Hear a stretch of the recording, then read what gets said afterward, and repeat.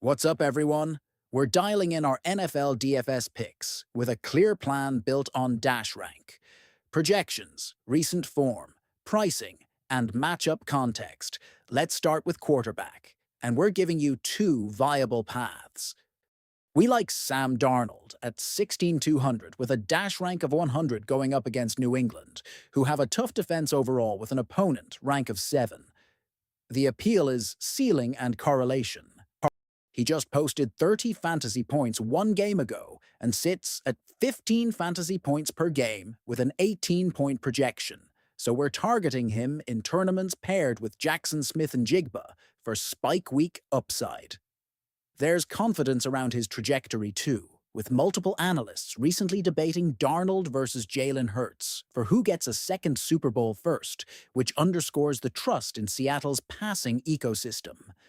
For a steadier floor, we also like Drake May at 16,500 with a dash rank of 99 facing Seattle, who have a tough defense overall with an opponent rank of 3. The projection is stronger at 21, and he's been steady at 16, 17, and 19 fantasy points in his last 3, with 22 per game on the season. He led New England to the Super Bowl and was a near MVP per recent reporting, and early 2026 MVP chatter around him suggests sustained high-level play. That combination of consistency and ceiling makes him cash viable even in a tough matchup. At running back, Kenneth Walker III at 14,700 carries a dash rank of 82 and draws New England, who have a tough defense overall with an opponent rank of 7. The reason we still lean in is ceiling plus recent usage. He's delivered 21, 39, and 17 fantasy points in his last 3 with a 16-point projection. The Super Bowl MVP nod highlighted how Seattle can ride him at the goal line and in clock control scenarios, and Seattle's GM recently addressing his extension timeline signals organizational commitment, which helps stabilize role.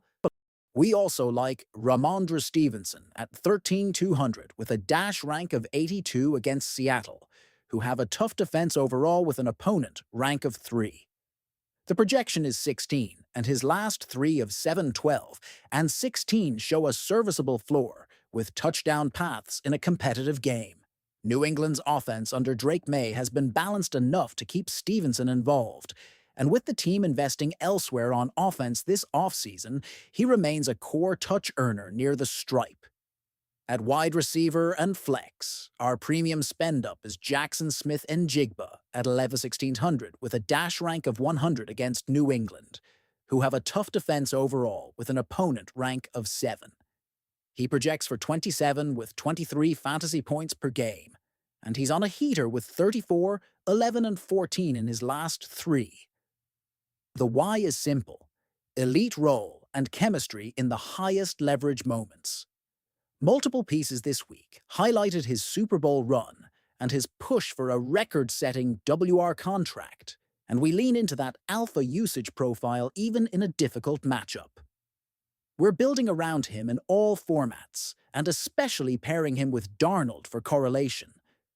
For a value Seattle bringback, Rashid Shaheed at 6,300 has a dash rank of 92 with a 10-point projection versus New England, who have a tough defense overall with an opponent rank of 7. He's at 9 fantasy points per game with recent scores of 6, 9, and 1, and the appeal is tournament volatility. He's one of the league's most dynamic return threats and was recently called out as an unsung hero in Seattle's run, so we're embracing the splash play profile at a low salary. We'll round out WR with Mac Hollins at 5,400 and a dash rank of 73 against Seattle, who have a tough defense overall with an opponent rank of 3. He projects for 8 with recent scores of 7, 14, and 8. The why is role stability and price. Reports noted New England rewarded him with an incentive despite narrowly missing a reception threshold, and he recently led the team with 78 receiving yards in a game. So he's a steady chain mover who fits May stacks when paying up elsewhere. Tight end brings 2 different angles. Hunter Henry at 2,500 carries a dash rank of 93 versus Seattle, who have a tough defense overall with an opponent rank of 3. projection sits at 10, with recent 3, 2, and 15 showing volatility. We're here for red zone leverage in a game where the middle of the field may be more available than the perimeter. The Sportsline model has previously highlighted Henry in TE prop discussions, and that red zone usage is exactly why we use him as a tournament pivot off Patriots wideouts. AJ Barner at 7,200 comes in with a dash rank of 90 and an 8-point projection against New England, who have a tough defense overall with an opponent rank of 7. Recent scores of 3, 0, and 3 say touchdown or bust, which is fine at this salary. With defenses keying on JSN, Barner benefits on play action and in condensed red zone looks. He's a salary saver that fits Darnold stacks when you want to jam in premium pieces.